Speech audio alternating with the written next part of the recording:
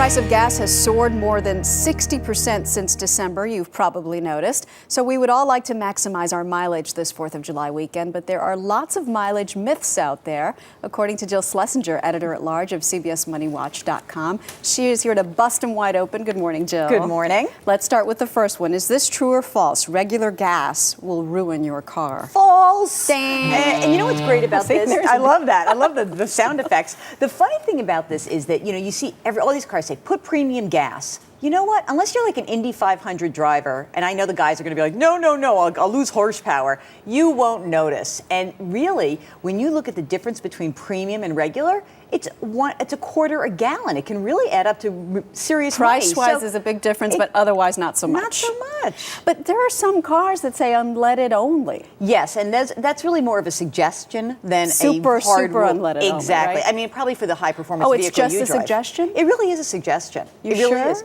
Positive. So when they did all the testing, there can be some knocking in your very fancy Ferrari that you might drive. But for most people, let's put again. Yeah, exactly.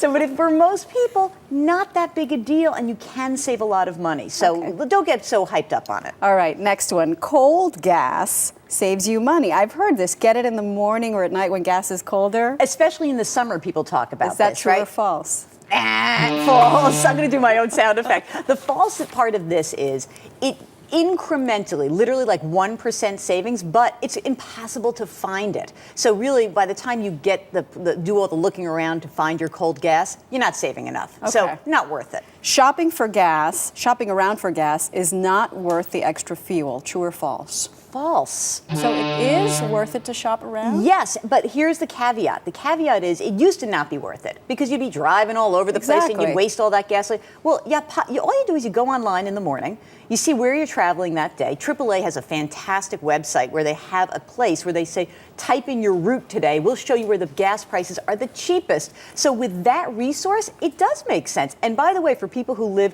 in metropolitan regions, going across a bridge, for example, New York to New Jersey, 5 miles away, can save big dollars. But again, plan ahead. Yeah, don't drive around looking for the cheapest gas. Go online. Exactly. Next, to save gas, drive below 55 miles an hour. That might be true. Might be, but it's not. Oh.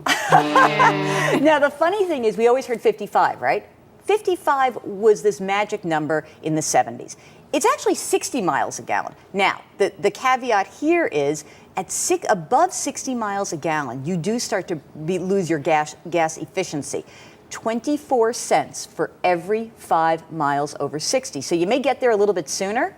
If you're driving 80, A, you may get a ticket, and B, it'll cost you more money. That's too much math for me. All right. Well, it's going to cost you. Drive 60. Okay, good. Next, automatic transmissions are as efficient as manual. True. This was the shocker to me because I grew up thinking you drive a stick shift. Yep. It's more efficient. It's better, right? It actually has changed as technology has changed, automatic as fuel efficient, and in fact there's some progress here that it may become even better than a stick because people don't drive sticks correctly because they don't learn how to drive a stick anymore. Right. So I think that was a surprising one to me. I missed the stick shift. I know, it was fun. Yeah, it was. Thank you, Jill. Thank you.